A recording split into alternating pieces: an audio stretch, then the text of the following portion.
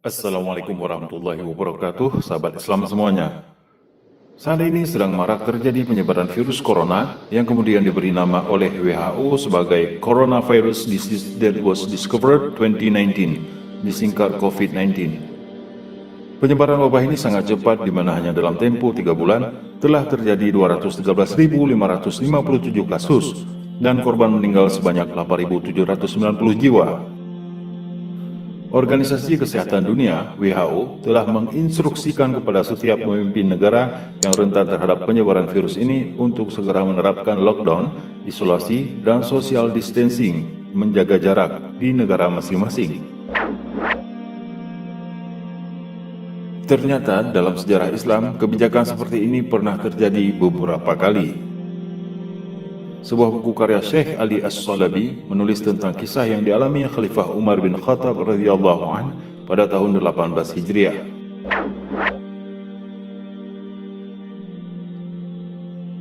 Hari itu Khalifah Umar bin Khattab radhiyallahu anhu bersama para sahabatnya berjalan dari Madinah menuju negeri Syam. Rombongan Khalifah berhenti di perbatasan sebelum memasuki Syam karena mendengar ada wabah ta'un di Amwas yang melanda negeri tersebut. Kemudian terjadilah dialog yang hangat antara para sahabat, membicarakan apakah rombongan mereka masuk ke negeri Syam atau kembali pulang ke Madinah. Khalifah Umar radhiyallahu anhu yang bijaksana tidak ingin buru-buru membuat keputusan. Beliau meminta pendapat dari kaum Muhajirin dan kaum Ansor. Keduanya masing-masing berselisih pendapat sehingga tak ada kesepakatan yang terjadi. Ketika itu Gubernur Syam, Abu Ubaidah bin Jarrah datang ke perbatasan untuk menemui rombongan Khalifah Umar. Gubernur Syam, Abu Ubaidah radhiyallahu anhu yang sangat menginginkan mereka masuk berkata, "Wahai Amirul Mukminin, apakah Anda ingin lari dari takdir Allah Subhanahu wa taala?" Khalifah Umar radhiyallahu anhu berkata, "Benar, ini lari dari takdir Allah ke takdir Allah yang lain. Tidakkah engkau melihat, seandainya engkau memiliki unta dan lewat di suatu lembah dan mendapatkan dua tempat bagi untamu, tempat yang subur dan tempat yang gersang, kemana akan engkau arahkan untamu?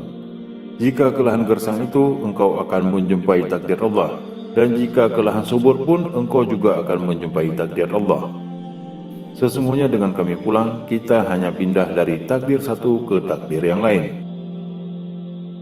Akhirnya perbedaan itu berakhir ketika datang Abdurrahman bin Auf radhiyallahu anhu mengingatkan kejadian yang sama di masa Rasulullah SAW dan mendengar Rasulullah bersabda, "Jika kalian mendengar wabah melanda suatu negeri, maka jangan kalian memasukinya, dan jika kalian berada di daerah itu, janganlah kalian keluar untuk lari darinya." Hadis riwayat Bukhari dan Muslim.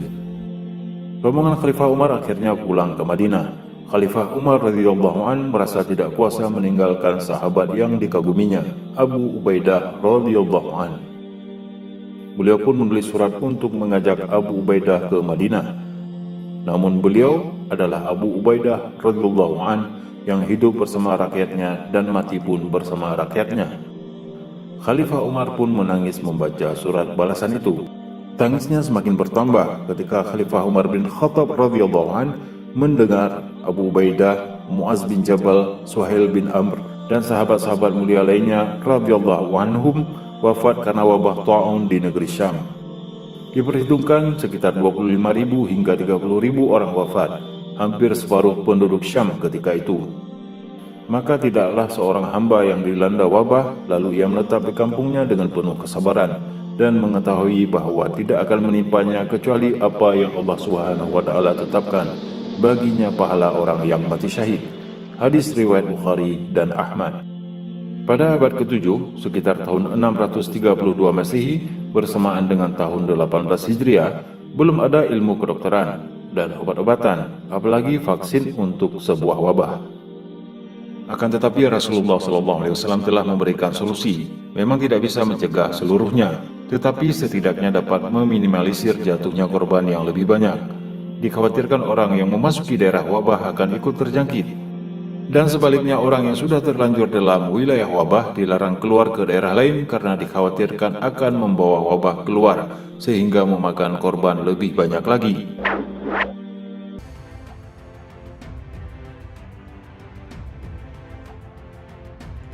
Pada akhirnya, wabah tersebut berhenti ketika sahabat Amr bin As radhiyallahu an memimpin Syam.